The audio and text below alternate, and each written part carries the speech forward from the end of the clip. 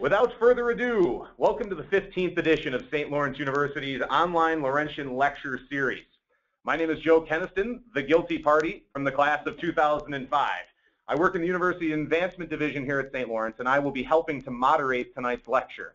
We're very excited to offer this lecture series as a way for alumni, parents, and friends to experience today's classroom firsthand. After all, part of being a Laurentian for life is continuous learning. Before we get started, I would like to cover just a few technical items that should help make your webinar experience a more enjoyable one. Throughout tonight's webinar, we encourage you to ask questions. This is a unique opportunity for you to ask one of the nation's leading voices on this topic your questions, and I, as moderator, will do all that I can to get through as many as possible. Though we anticipate approximately 40 minutes of question and answer time at the end of the lecture, if a question is particularly pointed, I will look to ask it while on the subject. I assure you I'll be doing my best, and if your question is not asked, our presenter has been kind enough to list his email address on the final slide so that you can continue the conversation offline. Due to the technical issues we've consistently had, including the one you just experienced, we're going to encourage questions through the text box on your screen only this evening. We will not be virtually raising our hands to ask questions out loud. We hope this minimizes confusion. We recommend that during the presentation, you minimize the navigation pane by using the orange arrow near the top. If you need to maximize the pane to ask a question, simply use the orange arrow again and it will open. At this time, I'm thrilled to introduce our lecturer for the evening. He arrived at St. Lawrence University in 2009 and is currently an associate professor of history. A PhD in Near Eastern history from UCLA, his scholarly focus is on the late Ottoman Empire and the Turkish Republic. He's a regular in our SLU News updates, as he is one of the leading voices on current events in the Middle East. You'll often find him quoted in key periodicals, including the Wall Street Journal, USA Today, New York Times, and the Los Angeles Times. And we are so thankful to have him with us this evening. Presenting his lecture, The Secret of the Islamic State's Success, we are proud to welcome Dr. Howard Eissenstat. Howard, thank you for being here, and we apologize again for the inconvenience. Thanks so much, Joe, and technical difficulties are universal. So what I wanted to do tonight is very briefly give a little context for events that are in the news and give people a sense of where the scholarship is on some of the key issues behind the rise of the Islamic State. And in doing so, I wanted to take the opportunity to acknowledge some of the work that my own students have done on this and research that they've done independently that has helped inform me in my own thinking. Dakota Noyes, who will graduate this year, did a summer SLU fellowship on ISIS ideology. Rachel Bukowskis, also graduating this year, is currently writing her senior honors thesis on ISIS finances, on the ISIS economy, and my many students who've done remarkable term projects on various aspects of ISIS this semester and past semesters. And this is part of a strong tradition of student research at St. Lawrence and a growing strength in Middle East studies that I'm really excited to be a part of. So my goals here, not to give you a very detailed narrative of how we got to the impasse that we're at, but rather to give some context of how we did get here, what makes the Islamic State different from previous jihadi movements, and to also to give a sense of why it's unlikely to go away soon. And I'll try to field questions as they come. If I can't, I apologize, and I will, but I will certainly do my best. I think we're on the wrong page. There we go. So one of the many conversations in the public sphere right now is what we should call ISIS. I think I've clearly chosen to use ISIS. The president and most government officials in the United States use ISIL. Some use the IS or Islamic State. Others argue pretty strenuously that we should use the Arabic acronym Daesh. And there are some reasons why people have made that argument. So Daesh is simply the acronym for the Islamic State in Iraq and Sham in Arabic, right? So it's simply an acronym. But when said in Arabic, it sounds like some vaguely unattractive words that he's like the crumbler, the crusher, the surpriser.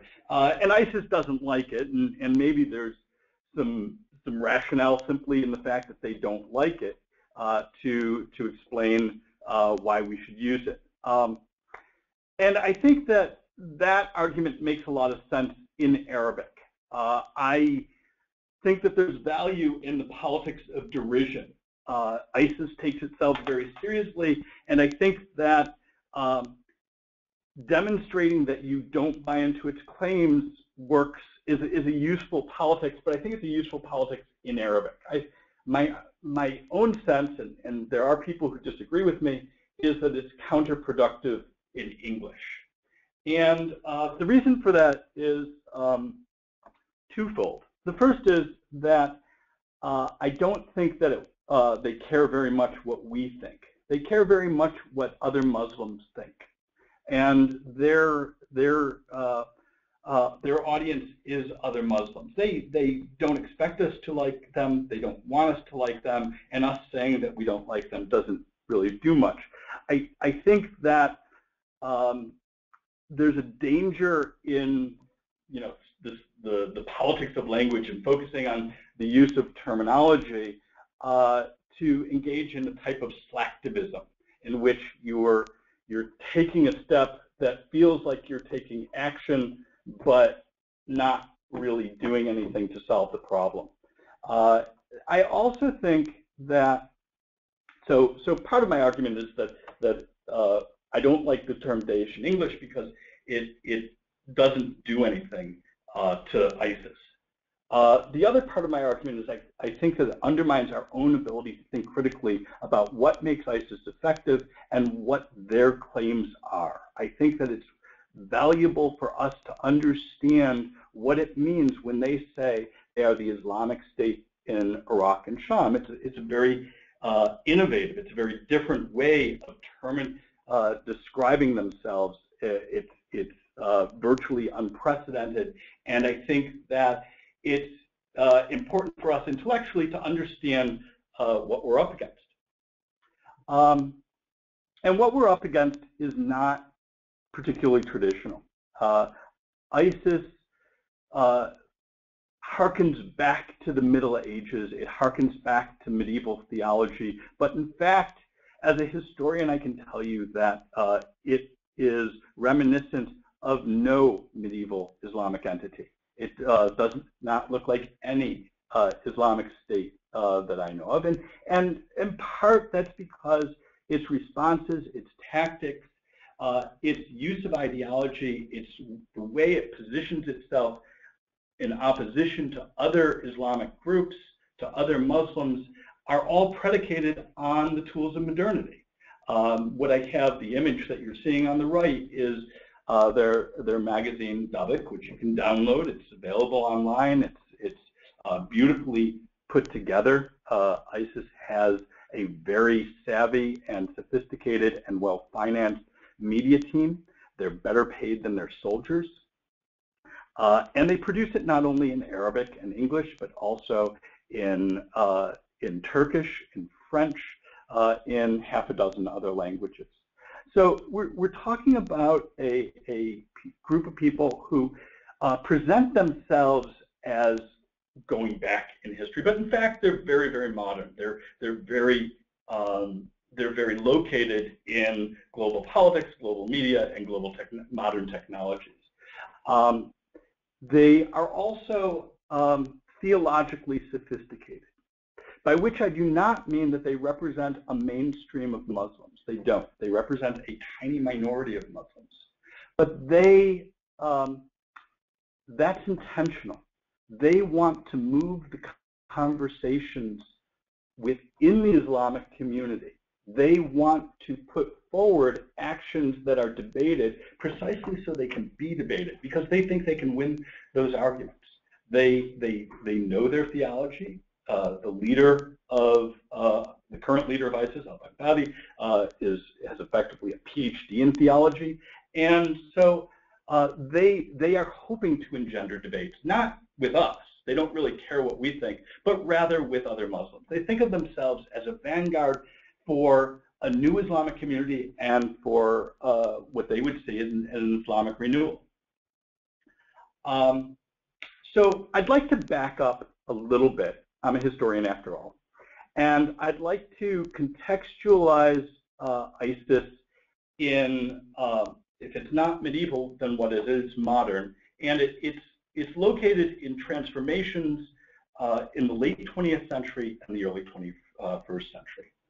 So starting in the 1960s and 1970s, really worldwide, there was a burst of religious revivalism, the rise of the social conservatism in the United States, rise of evangelical communities in Latin America, in Southeast Asia, rise of new types of Jewish nationalism in Israel, the sort of Catholic nationalism in Central Europe, and of course, the Middle East was sort of the most intense, or one of the most intense iterations of that. Political Islam took off in the Middle East in the 1970s, and it did so for a variety of reasons. There was sort of failures of the secular states, and there was the rise of oil money that supported it. One version of political Islam is an extraordinarily broad term that millions and millions, hundreds of millions of Muslims accept in some sense. But there's all sorts of political Islam. The particular element that we're interested in is jihadism. A group of mostly Sunni Muslims, mostly in secular countries in the Middle East, particularly Egypt, but also Syria and Iraq, rethought Islam in a way that put jihad at the very center of it. And the way that they conceptualized jihad was not simply jihad against non-Muslims, but even more importantly, against the secular regimes that they lived in. They referred to those secular regimes as living in a state of ignorance, and saw them as effectively apostates. So a Muslim who was not sufficiently devout from their view, and that's pretty darn devout, they saw as not a Muslim at all, and as worse than a Christian or a Jew, because they had gotten the message and they had rejected it. So this is what I refer to as takfirism. Takfiri is this idea of casting out apostates. And I think it's pretty clear how that sort of language recreates political Islam into a revolutionary and potentially very violent movement. This corresponded to a rise in sectarianism in the Middle East. And by sectarian, I mean the politicization of religious difference. So, for example, in Northern Ireland during the Troubles, your identity as a Protestant or Catholic defined what neighborhoods you could live in, what sort of access to resources you had, and inevitably who your tribe was. It didn't really matter whether you were religious or not, right? The important thing was your identity as a Catholic or as a Protestant. In the Middle East, that became that became increasingly true as well, but the distinction was between the Sunnis, the majority of Muslims, and the Shiites, the minority of Muslims. And part of the reason for that was the Iranian Revolution itself, which took place in a Shiite majority country, but sent shivers throughout the Gulf because, as this map indicates, although Shiites are a minority in most of those countries, not all, it represented a potentially revolutionary movement. And so Sunni governments began to really talk up the Shia threat after 1979, and it became a very important element of political Islam as it developed in the 80s and 90s. So that's the late 20th century story. The early 21st century story starts really with the 2003 U.S. invasion and the rise of the Iraqi Shiites. Shiites in Iraq represent a majority of the population. They're about 60% of the population. And when the United States invaded, when the United States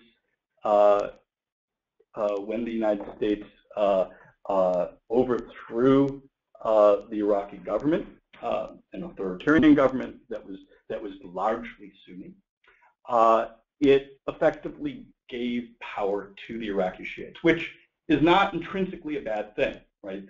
They represented a majority of the population, and they, in a sense, that's a very positive thing.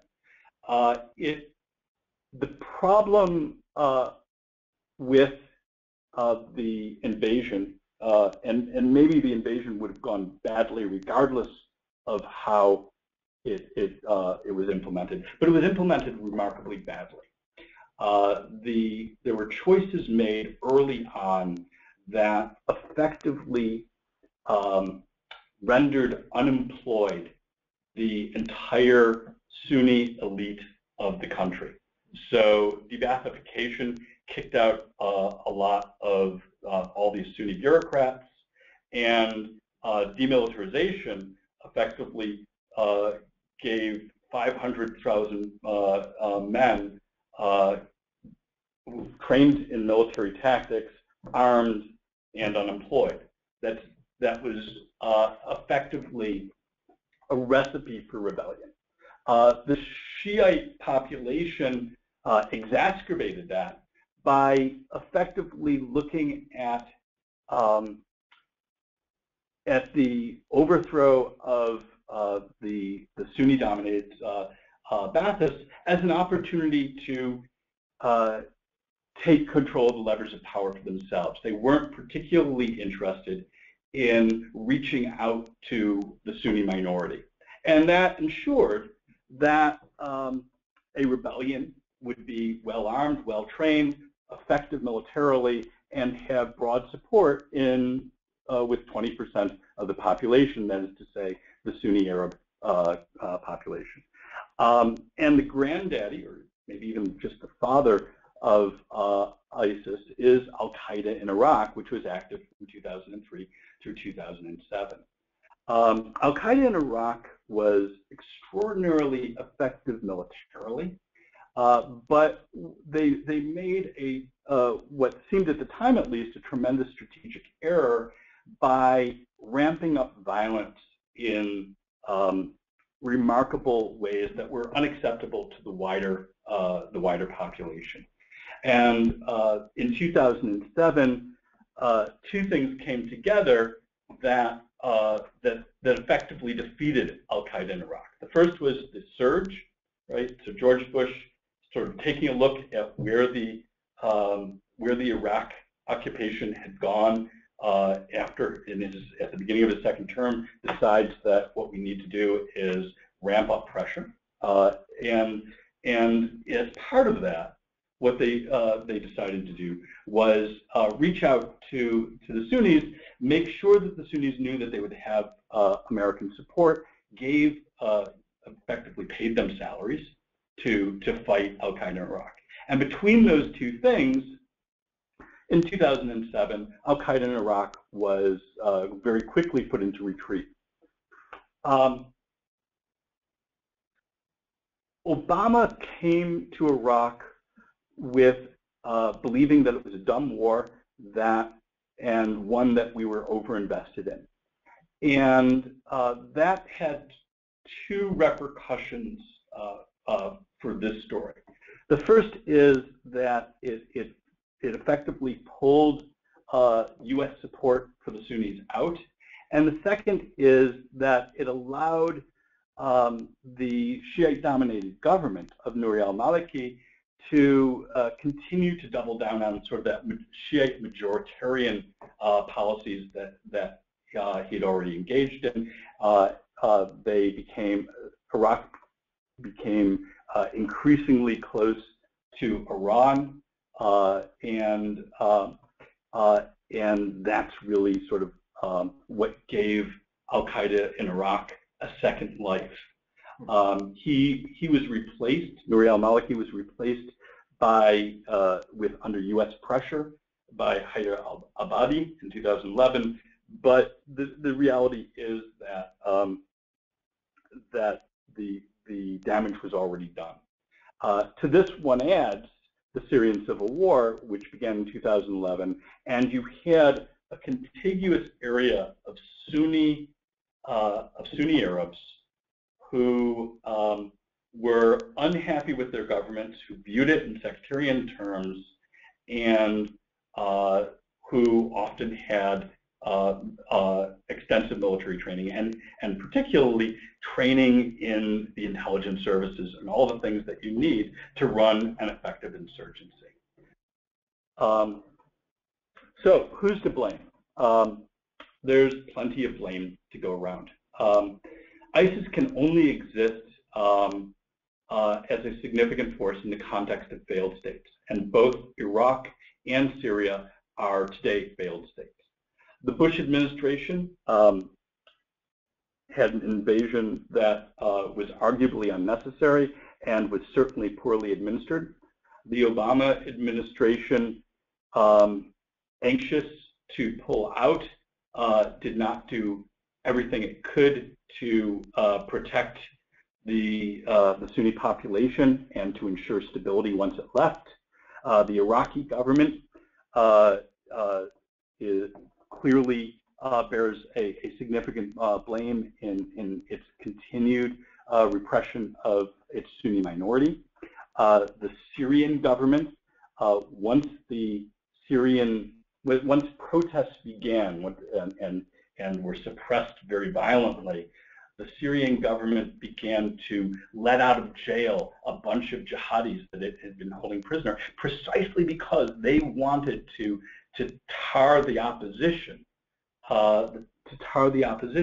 with this brand of being jihadi. They wanted to force secular Syrians, Christian Syrians, Syrians who weren't comfortable with political Islam, to side with them, and they did so by effectively facilitating a jihadi element within the opposition. The Gulf states and Turkey, anxious to help in the overthrow of what's arguably an extraordinarily despotic state in Syria, supported all sorts of movements that it was probably unwise to support, and ISIS certainly got financial and military benefit from them. In particular, Turkey allowed opposition fighters to travel readily through its territory into Syria, and many of those fighters ended up being members of the al-Nusra, which is al-Qaeda affiliate, or ISIS. And I'd also say that the wider world's indifference to the Syrian civil war, which has cost hundreds of thousands of lives, which has created millions of refugees. You see the numbers up there. These are numbers out of a population of about 22 million. So you're talking about half the population not living where they intended to live. you're talking about millions of children who have gone without schooling for years. It is a context that is ripe for unrest. The idea that the Syrian civil war was a local problem was, I think, unwise, as well as probably blind to the human costs. So, in thinking about, I said earlier that ISIS is effectively descended from Al-Qaeda in Iraq, and I can't remember exactly what he said, but Jon Stewart once made a joke about the fact that Osama bin Laden chastised Zarqawi, the head of Al-Qaeda in Iraq, for being too violent, and said, you know, you've probably gone too far if Osama bin Laden thinks that you're stepping over a line. I think actually the comparison between Al-Qaeda and ISIS is pretty useful, and so Al-Qaeda saw itself as a global movement. It saw itself as something that would work internationally. They didn't want to create a state, whereas ISIS really wants to create a state. It wants a government, right? Al-Qaeda's rhetoric about the apocalypse, which is an important part of Islam as it is of Christianity, right? Apocalyptic literature is an important part of the religion, but Al-Qaeda tended to look at apocalyptic language as in the abstract. They didn't see it as happening sort of in historical time, whereas ISIS tends to look at the apocalypse as imminent. They see themselves as setting up the context for the coming of days and the end of time. Al-Qaeda is also wary of sectarianism. Al-Qaeda cooperated with Iran in many places, and they tended to be very careful about antagonizing Shiites. Whereas for ISIS, reflecting those changes that I talked about earlier, and really coming out of the Iraqi and Syrian context, they saw the fight with the Shia as absolutely central. Sectarianism is a big part of what they're trying to do. Al-Qaeda focused on fighting the United States. ISIS focuses on fighting apostates.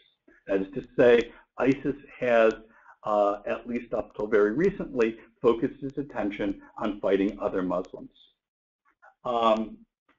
Al-Qaeda made no claim to a general leadership of the Muslim world and was in general theologically cautious. ISIS claims, al-Baghdadi claims to be the caliph. When they talk about a caliphate, they're making a very specific claim that they represent the leadership of the entirety of Muslims. And that's a relatively rare thing in Islamic history. The last time that there was a caliph was 1924. The Ottoman sultans claimed to be caliph, and nobody thought that it was a good idea to claim that title since, up until al-Baghdadi. Al-Qaeda is closed to recruits. It's very cautious about recruiting people, and typically told potential recruits, if you want to fight for us, go ahead and we'll talk to you once you've proven a track record. ISIS is relatively open to recruits. It advertises for recruits. A lot of its media outreach is to get people to come work for the Islamic State, and in fact has, in a sense, its own travel agency. It facilitates people getting to Syria and Iraq to fight with them, to be certain, but also to women to marry fighters, doctors to serve in hospitals. They claim to have a place for anybody who wants to be there. Al-Qaeda tended to see itself as sort of Robin Hood. It was Al-Qaeda. Let's be clear. Al-Qaeda killed many more Muslims than it ever killed Americans, but nonetheless, it was wary of civilian death, and it was anxious to serve as a popular model for Muslims. Whether it was actually popular or not is another story. ISIS is really not interested in being generally popular. The Muslims, the vast majority of the 1.6 billion Muslims in the world, ISIS recognizes that it's not going to convince them anytime soon. What it wants, the people it wants to recruit, are the hardliners. The pornography of violence that you see in its videos and its YouTube stuff, and its the burning of the Jordanian pilot, the executions, the cinematics of death.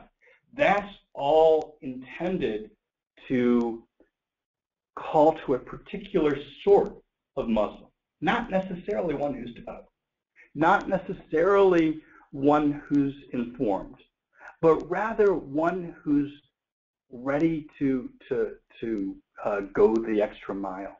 And the rest of it, the theology and the sophistication, they figure they can train later. What they really want is the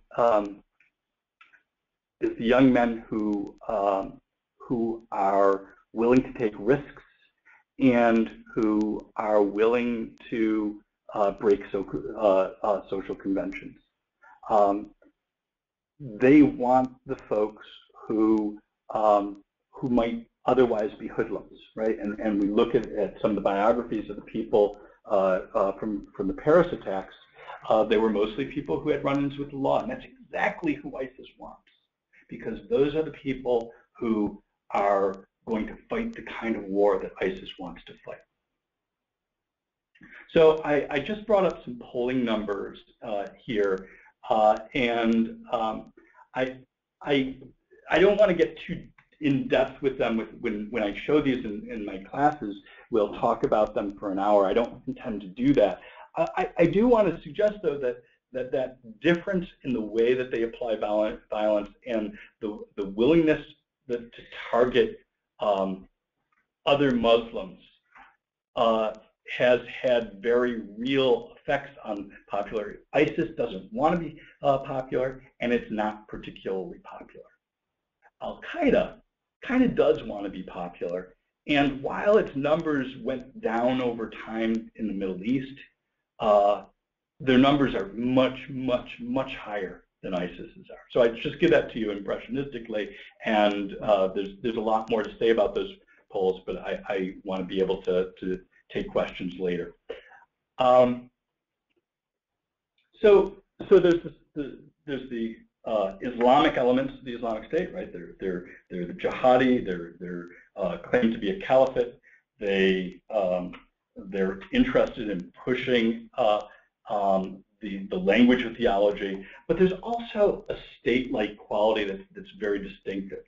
The Islamic State is not only a terrorist group. It certainly engages in terrorist acts, but it's also a state.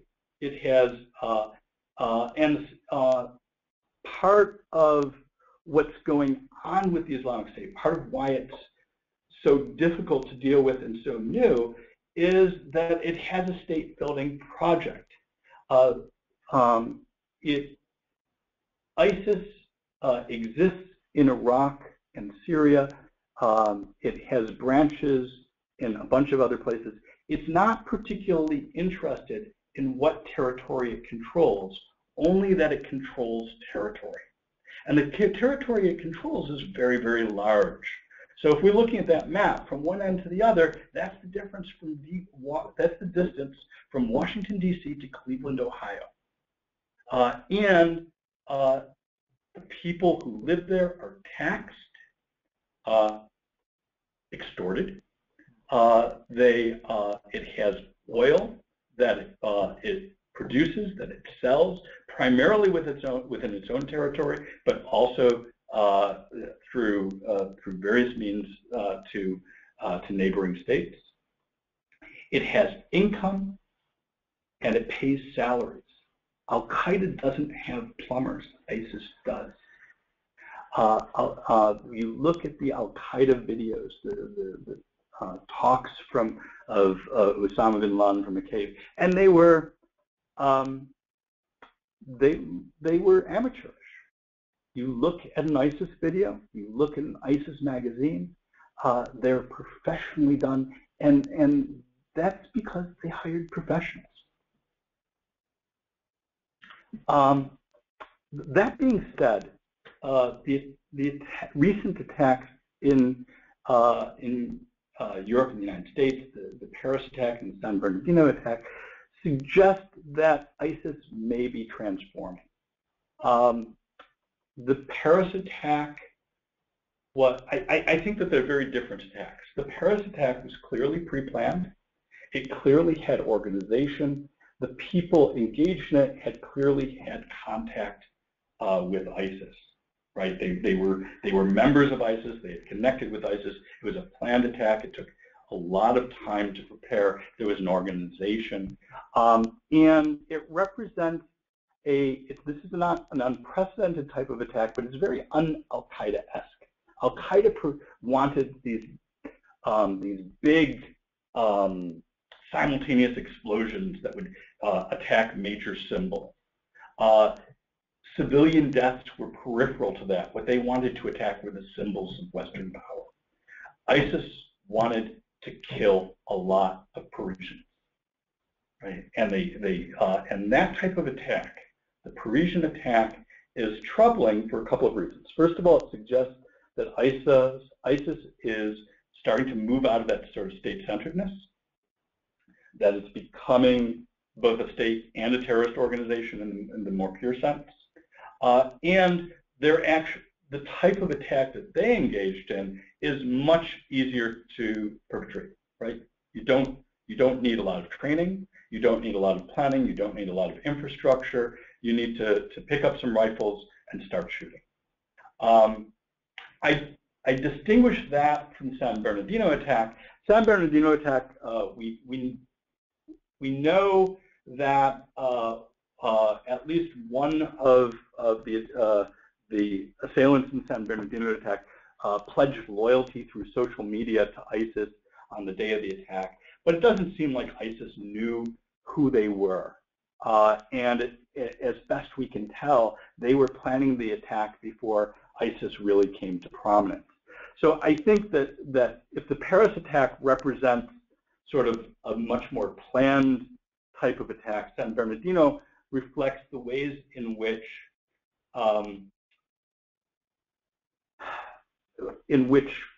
individuals sort of self-motivated can evoke ISIS, and ISIS can get credit, can take credit for it, even if it doesn't do anything, didn't invest anything in the attack.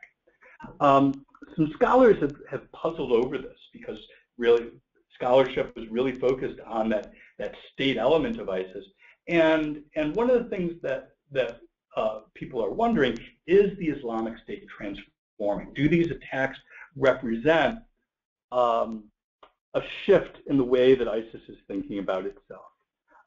And one scholar, one of the people that I take most seriously on ISIS, a guy by the name of Will McCants at Brookings, has wondered whether, he argues that there was always a tension between the state goals of ISIS and its apocalyptic vision. And he wonders whether the shift between, the tension between its state goals and its apocalyptic vision might be shifting in favor of the apocalypse with the Paris attacks. Because, you know, it's very, what was the obvious outcome of the Paris attacks? Western powers were going to up the ante in fighting ISIS, and that's exactly what they did. It was utterly predictable, and if your goal is state building, that's not a great great thing. If your goal is sort of an apocalyptic war, then, well, maybe it is. So we're not going to win the war with ISIS easily or soon. ISIS is embedded with millions of civilians. It's embedded in urban areas, and we can't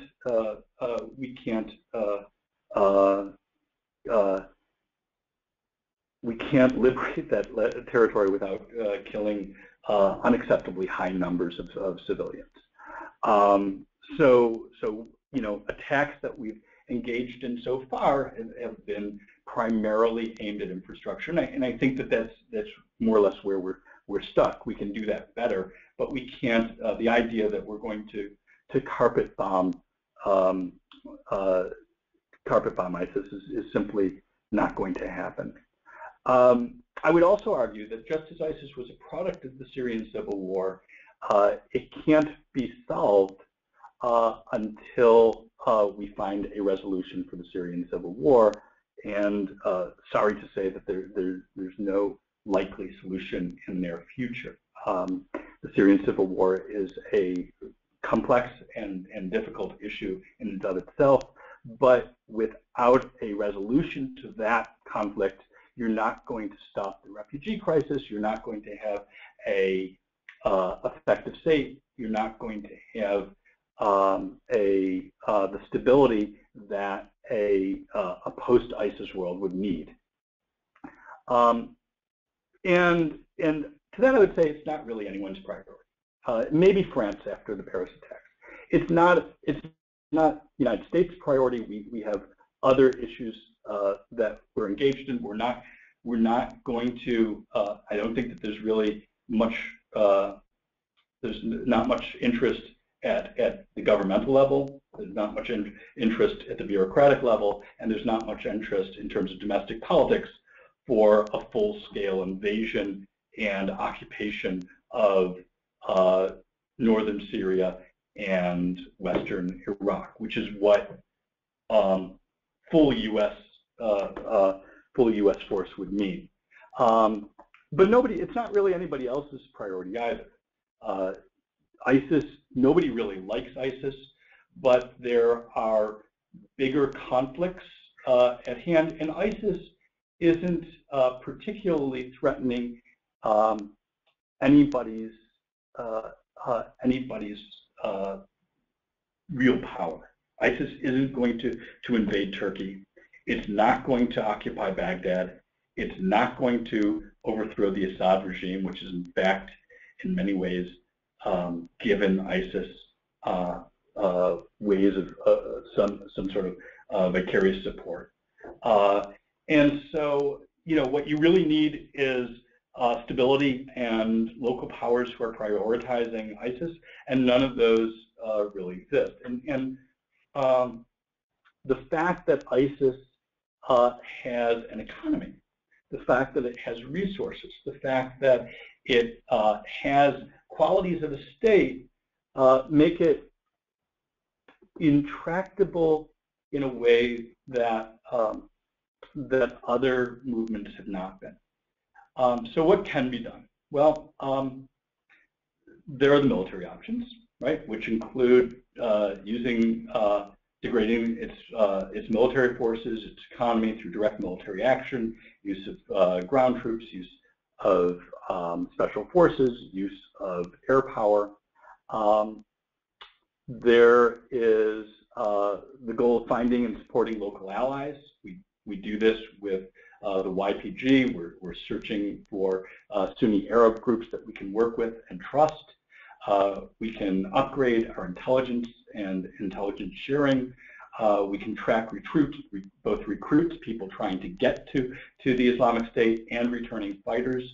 We can also engage in soft options, prioritizing an end to the conflict in Syria, which is a tough problem, but we're going to resolve it eventually. And we're going to resolve it by both with carrot and stick, because there's a lot of people invested in Syria. There's a lot of Arab neighbors invested. Iran is invested. Iran's proxy in Lebanon, Hezbollah, is invested. Russia is invested, and we're invested too. If through negotiations, through support of our allies, we need to create an end to the conflict in Syria, because only then can there be stability. We need to pressure the Iraqi government to reach out to its Sunni Arab population. We've had a mixed record of that, but if we don't invest in Iraq, we don't have a say in Iraq. And I know this will seem mushy to some, but we need to fight Islamophobia at home, because who is the audience of potential recruits? It's pissed off young people. It's pissed off teenagers. And you'll excuse my French. I swear a lot in class. I try not to do it on the air.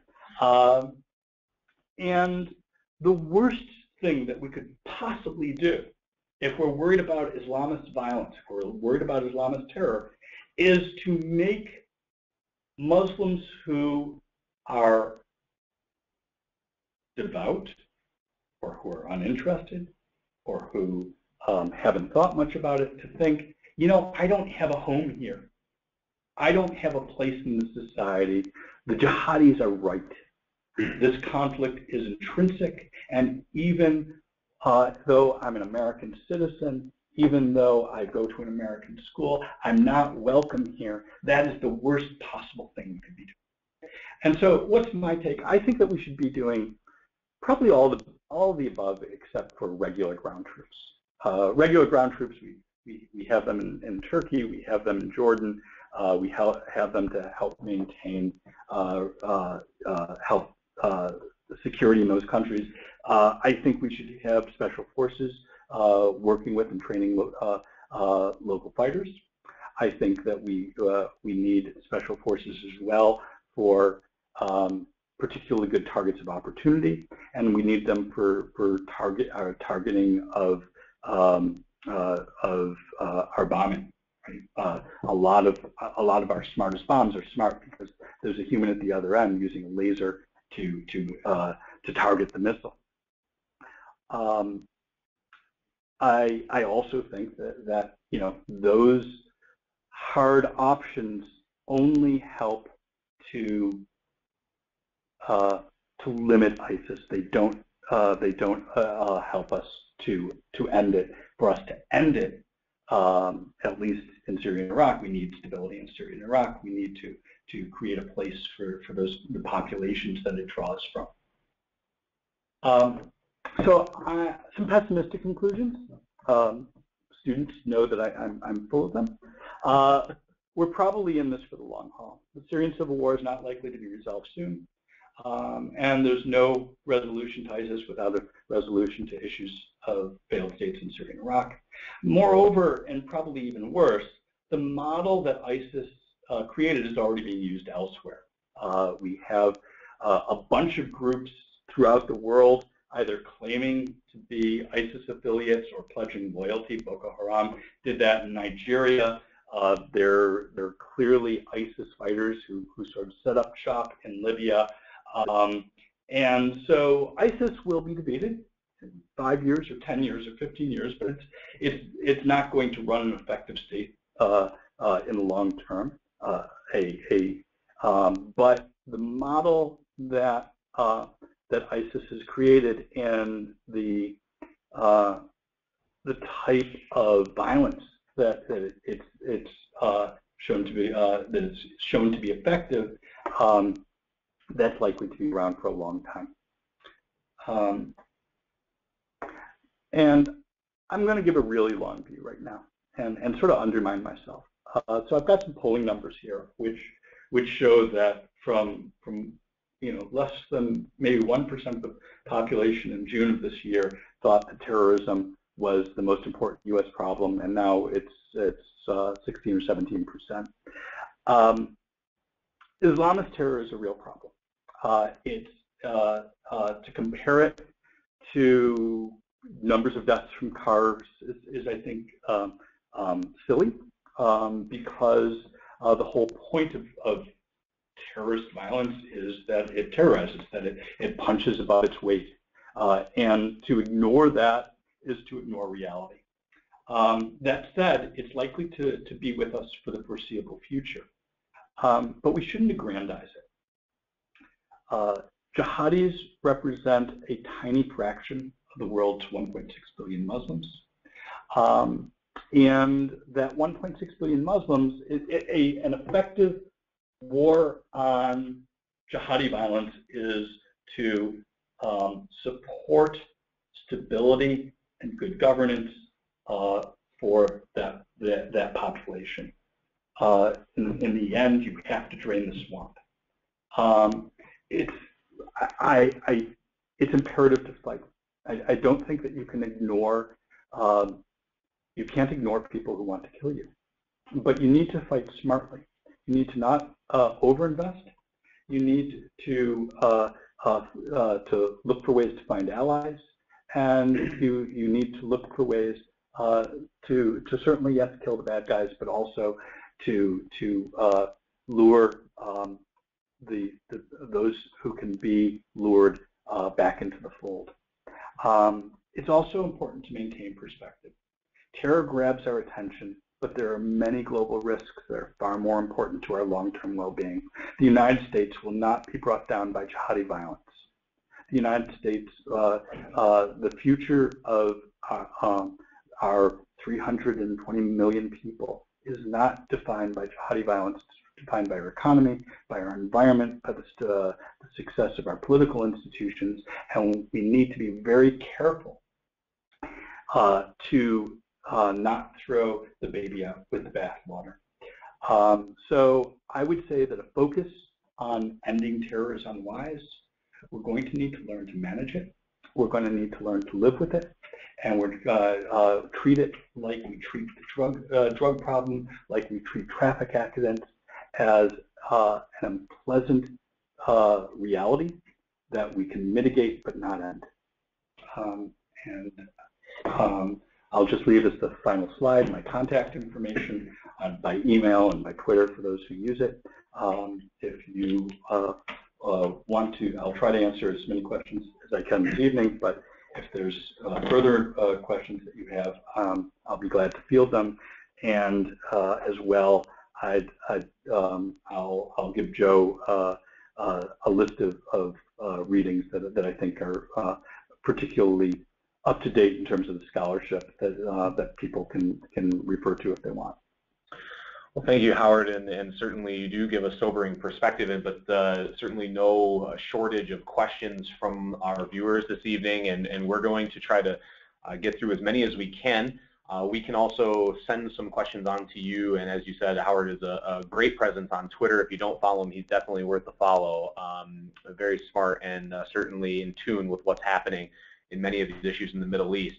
We'll start with a question that came to earlier, and you mentioned that that pissed off teenagers, and I don't usually swear on these either, are really a target source for ISIS and their recruitment. What are the promises? What are they saying to these teenagers that help them? And then you said teenagers, but are there mercenaries? Young men. So there, within ISIS, there's a contingent of hardline Sunni fighters who may or may not be religious, but clearly see benefit in giving it to the Shia and potentially positioning themselves to retake power. And I think that's particularly true of the Iraqi contingent, and it's one of the reasons why Al-Qaeda in Iraq was so effective militarily and why ISIS is so effective militarily. They, when they invaded and took Mosul, which is a major oil-producing city, that's a big city, they knew exactly where to go, and they knew where to go because they had, a couple of hundred former Iraqi intelligence officers telling them, you have to hit here, here, and here. That said, the people that they're trying to recruit, teenagers probably wrong. They're looking for young people, and they're looking for people. There's a few things that they're promising. One of the things that they're promising is to be part of something historic, something millennial, to be part of something greater than themselves. Part of what they're offering is the opportunity to live in a community of brothers and sisters. They really play that up, and part of what they're offering is romance. They recruit young women with pictures of very handsome young fighters who flirt with them on through social media. They promise wives and sometimes sexual slaves to the young fighters. They have their own little matchmaking service. They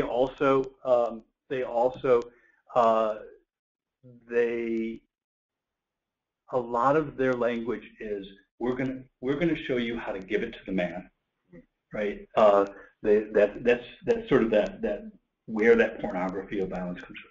You know, most of these kids, they're not necessarily devout. Their parents are often more devout than them, and their parents are horrified.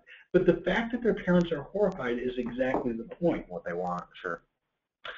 A question here coming in from Russell earlier, and one that he points out that Saudi Arabia was not on the chart that showed the ISIS approval and negativity rating. What is the relationship between Saudi Arabia and ISIS? So it wasn't on the chart, I think, probably because they couldn't do polling. The Saudi government is opposed to ISIS. They see it as a problem. They see it as effectively a tool of the Assad regime, which they want out of power. They support other jihadis. They probably supported elements of ISIS early on, but not particularly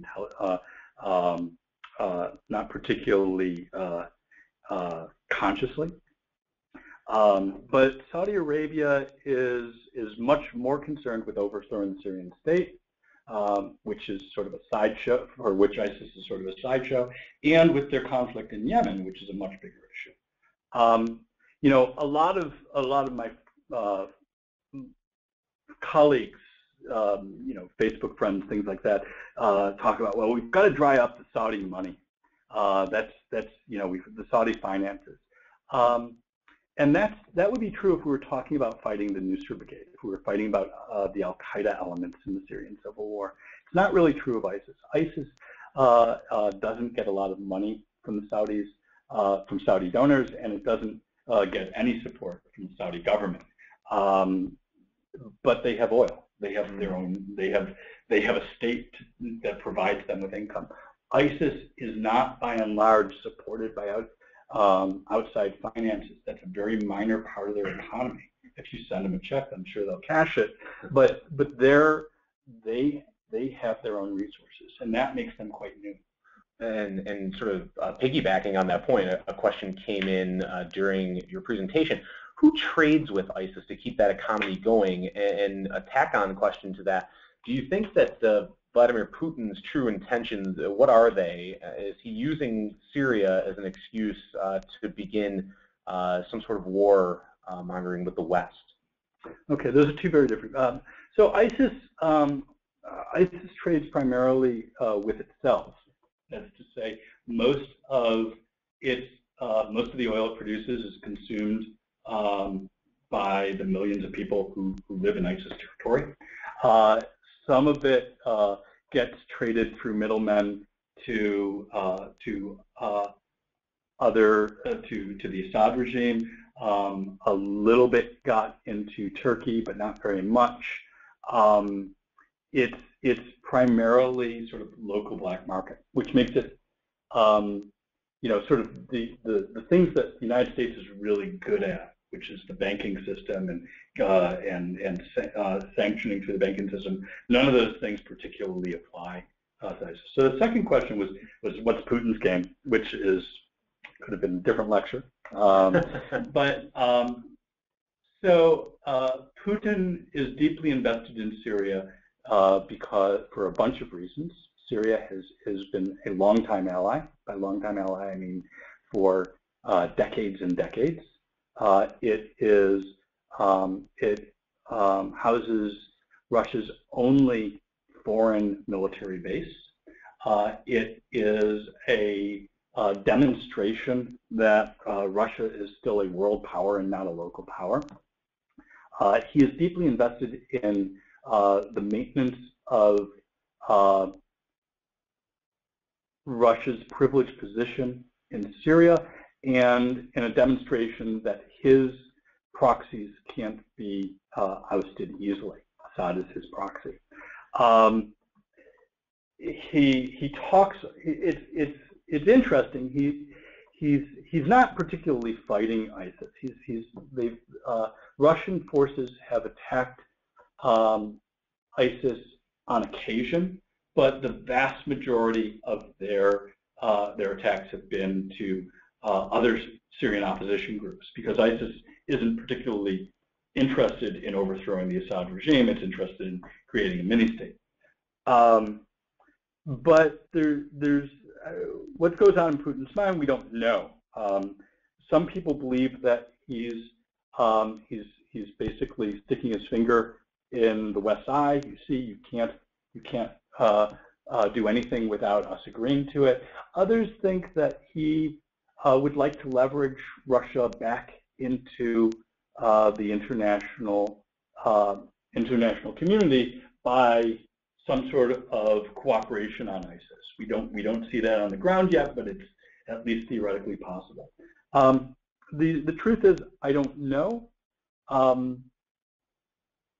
I think that I'm not sure that Putin knows yet. I think that Putin's probably less of a long-term planner than we would like him to be. I suspect that what he's doing now is sort of effectively a war position, creating a situation where, however things develop, he'll have a seat at the table. Mm. Question is, you suggest continuing to arm rebel groups in Syria. Aren't most of those groups varying degrees of Islamist? Until 2011, Syria was a melting pot of ethnic and religious groups held together by possibly necessary a dictatorship. Minority groups in Syria generally support the Syrian government, as does a substantial part of Syria's Sunni middle and upper classes, particularly in urban areas. Isn't arming rebel groups giving a lesser degree of Islamist terror? Great question, and it's a good argument, right? I think that it buys a little bit more than I think we should into the Assad regime's own story of the Syrian civil war, right? The reason it facilitated the rise of a jihadi movement within the opposition. It focused its military actions against secular groups while leaving Islamist groups relatively untouched early on, precisely because that's the story it wanted to tell its own population. And you're right, White. I mean, the Alawi population doesn't see any future outside of the Assad regime. The Christian population, which is roughly 10% of the population, largely is trying to lay low, but there are certainly Christians who support the Assad regime as the lesser of the evils. I would say that narrative understates a few things. I think that it understates the degree to which there was a nonviolent democratic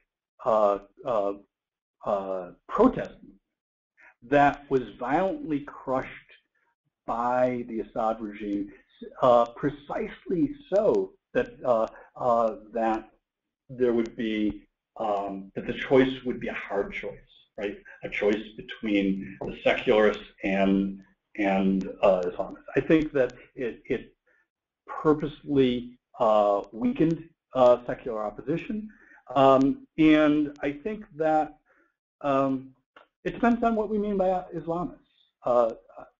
most Syrians most Sunni Syrians, which is the majority of the country, are devout, and it's looking at the evidence. We know that most people in the Middle East, most Muslims in the Middle East certainly, want a country that is both democratic and Islamic. For most Muslims, like most social conservatives in the United States, those are not contradictions in terms. I think that the fact that the United States effectively sat out the first 3 years of the Syrian civil war empowered Islamist groups, weakened secular movements. I think that it has made a negotiated resolution of the Syrian civil war much more difficult. But I would argue that there are still people that we can work with. The YPG in the north, certainly, but also plenty of Sunni Arabs. We need to do so thoughtfully, carefully, and with good intelligence. And we're starting to do that, but we're starting much too late. You made mention that the Saudi government doesn't support ISIS. Are there ISIS sympathetic governments in the Middle East, and if so, which ones would we be looking at? No, there's no state that supports ISIS, not even a little. There are certainly people in the Middle East who support ISIS, and there's presumably some portion everywhere. The polling numbers that we looked at suggest that the closer you are to ISIS, the less you like them. And when you talk about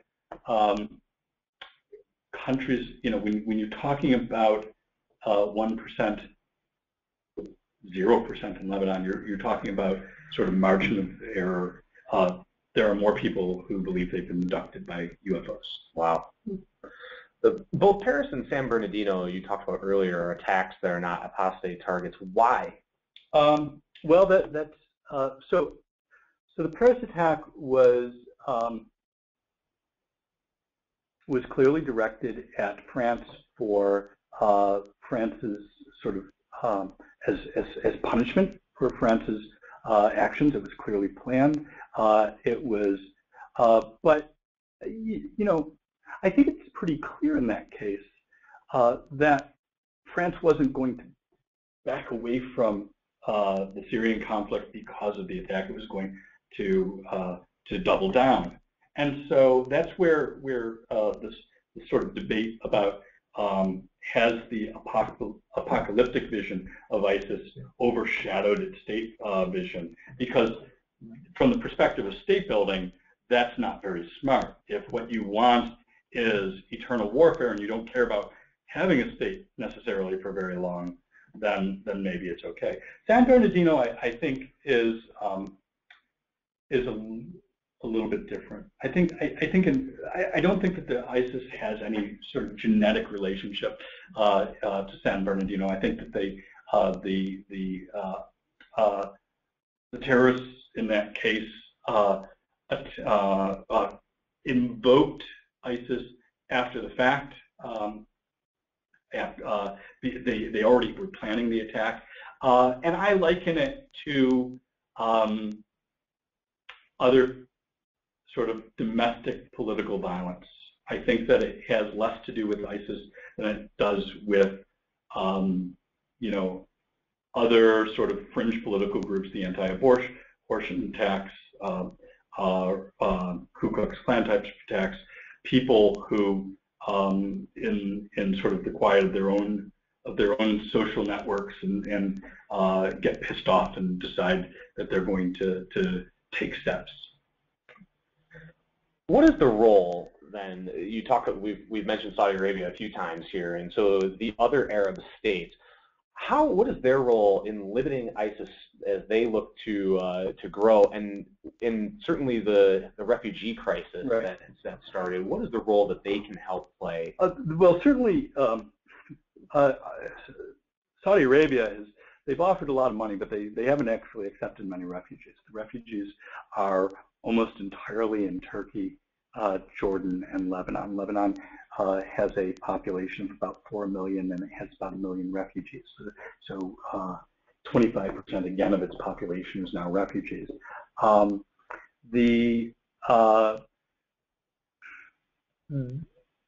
It's clear they can do more. But I would say that the bigger issue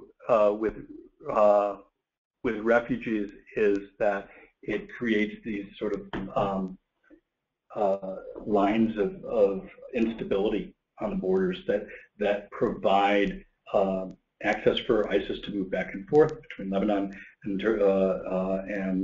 Syria, between Syria and Iraq, between Syria and Turkey, and creates a human tragedy in its own right. In a nonpartisan manner, can you address the stated policies of the candidates for president? And we'll go with some of the larger names at the top of some of the polls that we've seen. And if you think their position will actually help or hurt the situation?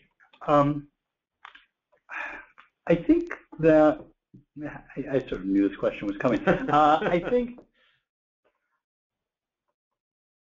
I think that, and it's clear that I'm critical of both the previous Republican administration and the current Democratic administration for their handling of Syria. I don't take the statements of current candidates particularly seriously, because they're statements that I don't think are based in policy. They're based in sort of polling numbers and nomination politics. I don't think that they have. I don't think that any of these people are as bozo as they're claiming to be. And my argument would be that that most likely the policy choices that I listed above earlier are more or less the options that we have available, and to a greater or lesser degree they'll all be implemented. The one thing that I would say that I think is really counterproductive is the targeting of American Muslims, which I think, for the reasons I laid out earlier, it effectively makes ISIS's case for them, right? ISIS, it effectively creates just the atmosphere that ISIS would like us to create, and I think it's both immoral, that's sort of my personal feeling, and it's unwise, and there it is.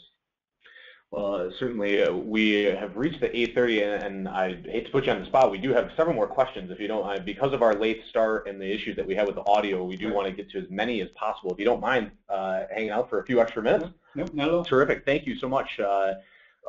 So Charles points out that discussion is too antiseptic. These killers show no mercy to women, children, etc. What do you think it is about the Islamic faith that creates monsters like ISIS? And he's curious if you think that this discussion validates their cause in some way. No, I mean, yes, they're brutal, but they're brutal in the way that humans engaged in horrible ideologies are brutal. I don't think that it's intrinsic to Islam. I think that they invoke Islam in very much the same way that the Ku Klux Klan or some of the right-wing Christianist militant groups at the fringes of American society invoke Christianity. I don't think that it's I don't think theology explains it. I think that it's a rationale after the fact. I think the biggest explanation is failed state.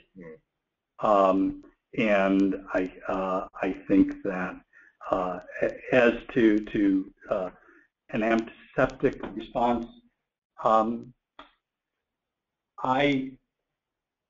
I'm fully aware of the pornography of violence they engage in. I suspect, given my engagement with the Middle East, I feel it more viscerally than anybody listening. I know refugees who fled them. I engage with those people, and I obviously I see all the social media that everybody else sees. But my job as a scholar, the reason that I think what I bring to the classroom, what I bring when I talk to government officials about these issues, what I bring to them is the capacity to think about the larger picture and to think about why it is happening. If what you want, what we're looking for is moral condemnation, then you don't need a PhD. You don't need a PhD to understand that rape and murder and torture are bad things, and that doesn't do much to either explain why it's happening at this particular moment, nor does it help to explain how to combat it. This is a sort of a multi-part question, but it's been waiting in the wings, and I believe it was from Wyatt. Doesn't the state-like quality of ISIS make it similar to the type of state-to-state warfare that our military was actually designed to fight? With Al-Qaeda, we often heard it was the decentralized nature that made it hard, and now our military historically designed and organized to fight states. Shouldn't this be one that we can win? The region's so destabilized, it seems like it's waiting for someone to step up. It's true. Turkey could do it. We could do it. France could do it. ISIS could be beaten relatively quickly. Nobody wants to do it, and the reason they don't want to do it is, first of all, because it's the cost to civilians would be exorbitantly high, and secondly, because if we conquer it, we need to occupy it. And the problem isn't beating ISIS militarily. The problem is creating a stable structure to replace it, and we've proven really bad at that. Very interesting. We do have several more questions, and I'm trying to find a few others who we haven't heard from yet. You talked about the Iraqi-Syrian government's policies, putting policy as simplistically broad meaning, partially to blame based on the oppression of the Sunni minority.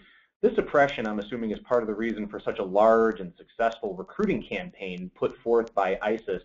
Are these policies, again using the term loosely as our questioner says, are they still in place by the majority party, and if so, why haven't they been changed to limit the bad outlook the minorities have on the majority, to limit the success of recruiting in the Islamic State region?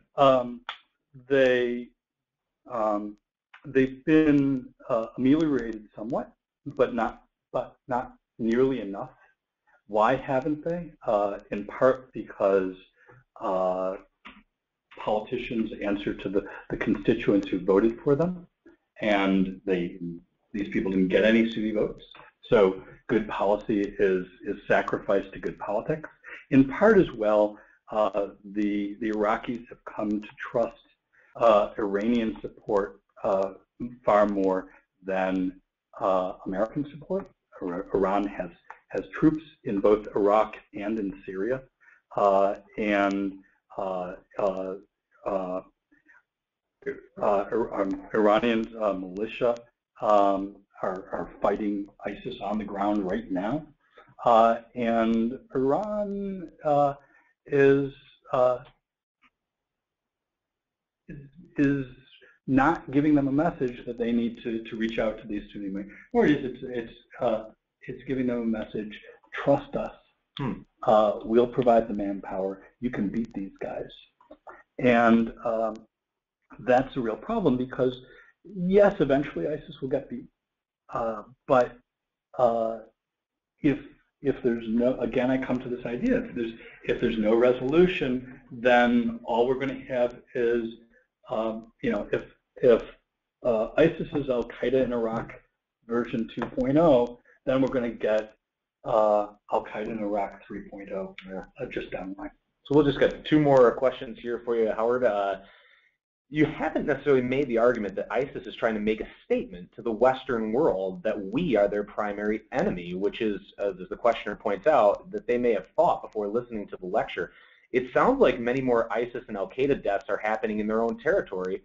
Is this a concern for us more, the instability of the Middle East, or should we be concerned long-term about their infiltration of the West through their multimedia and general media exposure? I think both. I think ISIS is much more focused on the Middle East historically, though again, is Paris, an echo of things in the future? I can't say. I'm a historian, so I only look back in time. But there's the possibility, of course, that ISIS is in transformation. I think that what our focus really shouldn't be on ISIS. I think that the reasons for focusing on ISIS are largely political. Our focus should be on, yes, constraining them, but really our focus needs to be on reestablishing stability in Syria and Iraq. And as for domestic, the dangers of domestic terrorism, I think that it's a 2-pronged strategy. On the first side, the sort of hard side of protecting against terrorism in the United States is intelligence and tracking potential terrorist movements, finding plots before they occur. And the second is, and this, I'm sorry if it sounds soft and mushy, but it's absolutely central. You have to bring, you have to ensure that the Muslim community in France, in Belgium, in England, and in the United States feel that they can have full participation in society. Well, you have certainly done an excellent job sort of framing much of the debate that's gone on and what's going on in the world right now in the Middle East. And a question that came in earlier, and I thought it would be a nice way to transition you. Howard has been kind enough, as you can still see on your screen, that he's left his email and his Twitter handle to follow the conversation and keep it moving throughout the day. But a questioner was curious about who are some other trusted journalists or websites and places that you continue to go to, news sources, that you think are most useful for following and understanding ISIS, and sort of curious about the ones that you find to be the ones that are most well-informed and insightful. Look, I think the standard Western media outlets, the New York Times, the Wall Street Journal, I mercifully don't have access to TV. We just have Netflix, so I don't see cable news, and that probably keeps me happier. But I think the reporting is actually very, very good. Washington Post reporting is fine. For more in-depth stuff, Will McCants, who I mentioned earlier, he's written a really good book, which I'm blanking on the title, but I'll give you the title later. He's at Brookings, and he writes blogs for Brookings. They've got policy papers. I think that outside of those standard media sources, your best options are sort of the more reputable think tanks right now for the very current stuff. And I'm thinking in particular of the Council for Foreign Relations and Brookings Institute have very, very good people working on ISIS. Terrific. Well, certainly, Howard, thank you so much. This does conclude tonight's online Laurentian lecture. Thank you all for participating and certainly your patience once again with our technical difficulties earlier. The full webinar will be available online next week, and we will have that up on our website, alumni.stlau.edu, as soon as possible. Immediately after tonight's webinar, you will receive a link to a brief survey. I hope you'll take a moment to answer the questions, as your feedback will help us shape future lectures. Thank you so much, Dr. Eissenstat, for his time, and from all of us here on campus at St. Lawrence, we hope that all of you have a great evening and a happy holiday season. Thank you, and good night.